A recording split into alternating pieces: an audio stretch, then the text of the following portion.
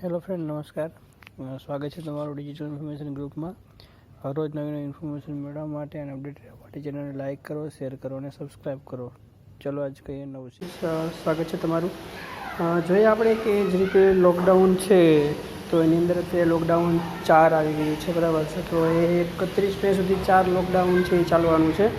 તેમાં આપણે જોઈએ કે કઈ કઈ વસ્તુઓ છે એ ખુલશે, કઈ વસ્તુઓ બંધ રહેશે, કયા કયા પ્રતિબંધો મળશે, કઈ રીતે માણસો પોતાનું લોકડાઉન જીવન વિતાવશે, કઈ રીતે બધી વ્યવસ્થા છે કઈ છે જોઈ આપણે બતાવીએ કે કઈ રીતે બધું આગળનું જે છે એ ચાલશે, તંત્ર કઈ રીતે કામ કરશે, કઈ રીતે લોકો અવેર કરી શકશે, બરાબર છે.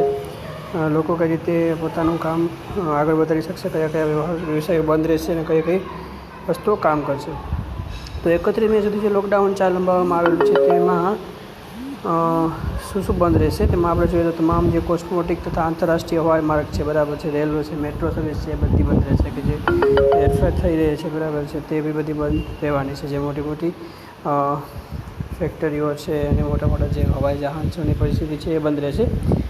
સ્કૂલ છે, કોલેજ છે, જે કોચિંગ ક્લાસીસ છે, બરાબર છે, બધી બંધ રાખવામાં આવેલ છે. શૈક્ષણિક સંસ્થાઓ છે, કારણ કે જે બાળકો ભેગા થઈને ભણે છે ત્યાં એક પ્રોબ્લેમ થવાની સંભાવના છે, આના કારણે એક બંધ રાખવામાં આવે છે.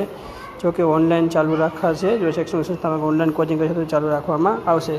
કોઈ સિનેમાઘર છે, શોપિંગ મોલ છે, જીમ છે, બરાબર, સ્વિમિંગ પુલ છે, કારણ કે ત્યાં બી બહુ સારી સંખ્યા ભેગી થતી હોય છે, પાર્ક છે, તો એવા બધા વિસ્તારો જે છે એ બધા જગ્યાઓમાં બંધ રાખવામાં આવશે. તમામ સામાજિક રાજકીય જે કામ છે, સ્પોર્ટ્સ છે, સાંસ્કૃતિક ધાર્મિક પ્રસંગો છે, ફંક્શન છે, બરાબર, એ યોજાશે નહીં. તમામ ધાર્મિક સ્થળો પણ બંધ રહેશે, હોટલ હોસ્ટેલ પણ બંધ રહેશે. એમાં થોડી ઘણી છૂટછાટો આપીને કામ કરવામાં આવેલ છે. તો બસ આ એક માહિતી હતી કે જે તમને કામ આવી શકે છે લોકડાઉન 4 માટે. તો આ લોકડાઉનનું પાલન કરીએ અને આપણે જે રીતે મોદીજી કહે છે એ રીતે સ્ટે હોમ, સ્ટે સેફ અને સપોર્ટ કરતા રહો. ઠીક છે, ટેક કેર, બાય બાય.